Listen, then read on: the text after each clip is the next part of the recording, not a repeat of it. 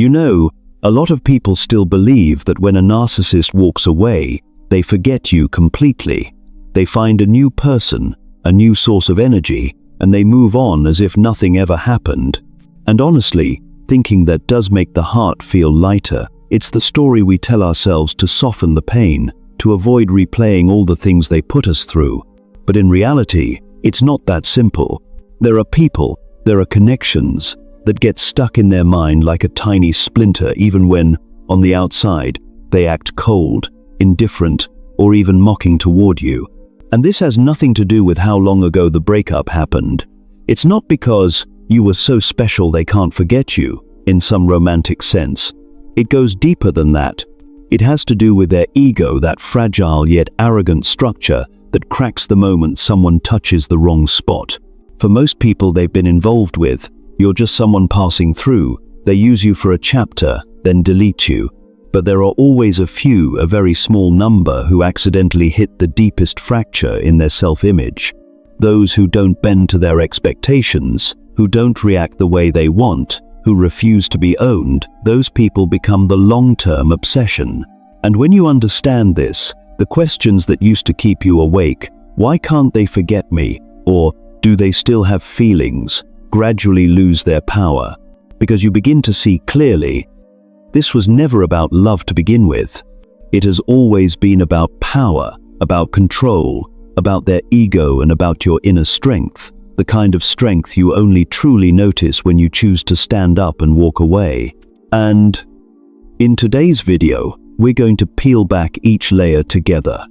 Why narcissists become obsessed with exactly someone like you, and how to see that obsession as a sign that you have broken free, not as a rope pulling you back in.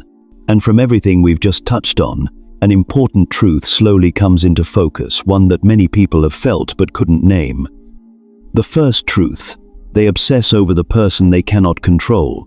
A narcissist may appear strong on the outside, but inside, their ego is so fragile that a single breath of truth can shake it. They are never obsessed with the weak.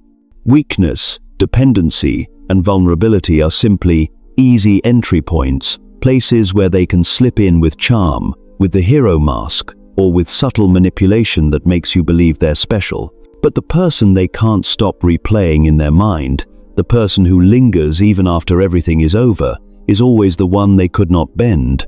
Their ego is like a tall tower made of playing cards, impressive, attention-grabbing, but ready to collapse when someone touches the wrong spot. So they must perform, constantly. They have to appear smarter, more successful, colder, and more superior than they truly are. Their whole life is a stage without intermission. That's why, when they meet someone who sees through the costume, someone calm, grounded, and immune to emotional games, their defenses start to crack. And in that moment, you stop being just a person. You become a mirror reflecting the one truth they fear most, that they are not as powerful, not as exceptional, not as untouchable as they want to believe. For an ego built entirely on control, the existence of someone like you, someone who doesn't bend, doesn't play along, doesn't react on cue, is intolerable. So their obsession is never truly about you. It's about what you represent: autonomy, clarity, the ability to stand in your truth without needing their approval. The more they think about you, the more they are forced to confront their own limits, and that discomfort turns you into a mark on their psyche that they cannot erase, no matter how hard they pretend they've moved on. And from that truth, another paradox becomes clearer than anything else. The second truth: the more silent you become, the more they cling, because silence feels like losing control. To a narcissist, your silence is not an empty space, it is a blow. It hits them like a performer standing center stage under bright lights, only to realize the audience has quietly walked out. Remember, they exist through your reactions. Whether you love them or hate them doesn't matter. Pain or anger makes no difference. Every emotion you show becomes fuel, proof that they still control the narrative. That's why, as long as you are explaining yourself, arguing right and wrong, defending your intentions, or trying to make them understand, you are still on their stage, still playing a game designed for you to lose. But the moment you stop, truly stop, they lose their anchor. When you stop answering, stop reacting, stop fighting, stop trying to repair anything, their entire sense of power collapses instantly. Picture them as a puppeteer standing above the stage, used to pulling strings of guilt, fear, obligation, and watching you dance. And then one day, without warning, the puppet stops moving. You go still, the strings fall to the floor, and they, a person addicted to control, are left staring at the emptiness where your reactions used to be. That moment is not just uncomfortable for them, it is a loss of power. And for a narcissist, losing power always leads to obsession. That's why, after your silence, they start circling back. A late-night message, a vague apology, a random memory they just happen to think about, a gentle check-in out of nowhere. None of it stems from care. It is all to test one thing. Do the strings still work? And if you remain silent, steady, and grounded, if you refuse to pull your chair back onto their stage, they begin to realize, sometimes without admitting it, that their control is truly gone. And the place where they lose control becomes the place they get stuck the most.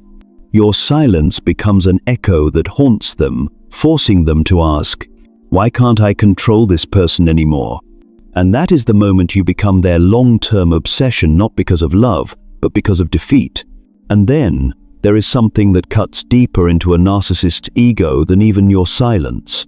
The third truth: your boundaries obsess them, because they cannot make you fall apart the way they do with everyone else.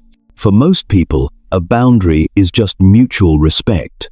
But for a narcissist, a boundary is a door slammed shut, a clear message that they do not have the right to access you in the way they want. And for someone who survives on emotional control, that feels like a direct injury to their fragile ego. A narcissist needs everything to stay blurry: mixed emotions, vague responsibilities, unclear limits. Only inside that fog can they twist the story, shift the blame, and make you question yourself. But when you set a boundary calmly, clearly, without trembling, you hit the very center of their deepest insecurity. A simple line like, "Don't speak to me that way," "Row," or "I do not accept this," is not just a sentence to them. It is a declaration that they do not own you anymore. And immediately, they respond like a storm: anger, guilt, tripping, tears, victim, playing, silent treatment, all attempts to see whether you will crack, apologize, or retreat. But if you stay steady, no yelling, no apologizing for what you didn't do, no over-explaining your boundary changes from a statement into a wall they cannot climb. And that is when their biggest fear becomes reality. They realize you are no longer someone they can control. In the narcissist world, losing control is not something that fades with time. It becomes a cut in their illusion of "I always win," a cut that stings every time they think of you. You are no longer a resource to consume. You are the proof that they are not as powerful as they pretend, and that is exactly what makes you unforgettable to them. Sometimes, what frightens a narcissist the most isn't your resistance, your silence, or even your boundaries. It is something far simpler and far more powerful: your authenticity. And this is the fourth truth: your authenticity exposes their mask. A narcissist survives by performing. They wear carefully crafted roles: the strong one, the cold one, the victim, the genius, the achiever. They switch characters as easily as changing clothes.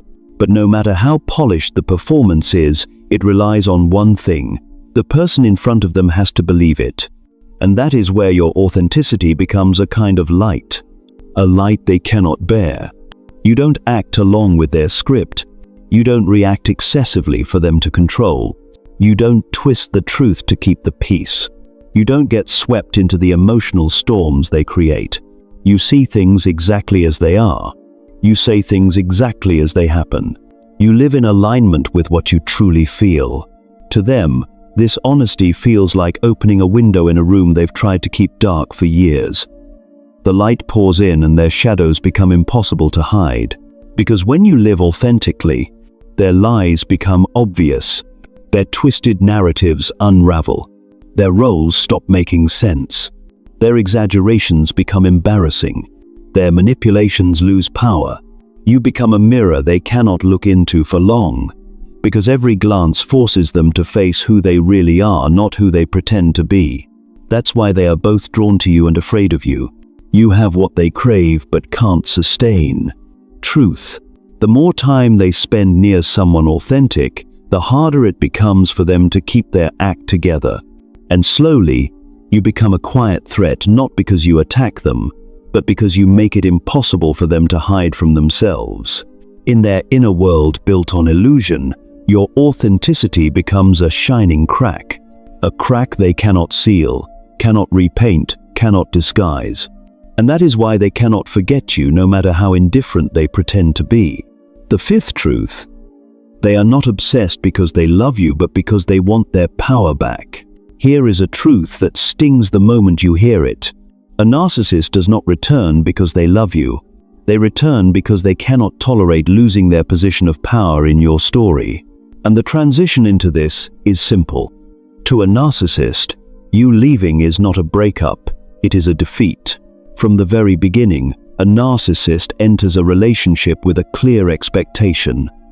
You will become their mirror, reflecting back an image of themselves that is admirable, superior, desired. The praise, the intensity, the love bombing, all of it was designed to place you in the role of the admirer, the caretaker, the emotional provider. But once you start seeing clearly, once you say no, once you stand tall, that mirror begins to crack. And the moment you walk away, their illusion collapses with it. They are not hurting because they lost you. They are hurting because they lost the pedestal you once held them on. Just like a child who spends the entire afternoon building a sandcastle, when the tide washes it away, the child isn't crying over sand. They are crying because the ocean reminds them they never had control. That is exactly how the narcissistic mind works. So when they return with long messages, tender apologies, sudden tears, promises of change, what you are seeing is not love. It is strategy. A desperate attempt to test whether they still have a hold on you. They want to rewrite the ending. They want proof that they can pull you back in. They want you to react in anger, hurt, longing, or confusion, because a reaction means their influence still exists. But when you stop reacting, when you remain calm and move forward, they are forced to sit with a truth they cannot bear. They lost. And it is this sense of defeat, not love, that keeps them thinking about you, watching you, obsessing over you long after everything is over. One day, when you reflect back, you will realize the question, "Did they ever love me?" was never as important as the question, "Why did I ever think the way they treated me was love?" And that moment is where your real power begins. When you look back at this entire journey, you'll notice something unmistakable. A narcissist does not obsess out of love. They obsess because you touched the one place they cannot handle, the place where their control slips away. And that alone makes you unforgettable in their mind.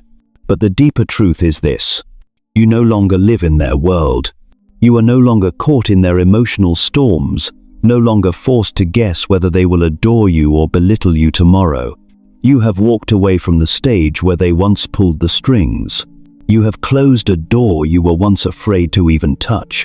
And here is a gentle truth I want you to feel clearly. You are not defined by their perception of you. You are defined by the strength it took to walk away. Their obsession is not a compliment. It is a confession that you escaped a system that traps countless others. From here on, instead of wondering whether they will return, whether they still remember you, whether they ever loved you, you can begin asking the questions that truly matter. How do you want to live? Who deserves a place in your life? What kind of peace do you want to build for yourself? When your perspective shifts in that way, their obsession no longer feels like a chain, it becomes a period at the end of a chapter that has finally closed. And if you are listening to this with a heart that still trembles, still aches, still feels confused, know that you are not alone. Every step you take, no matter how small, is bringing you back to yourself.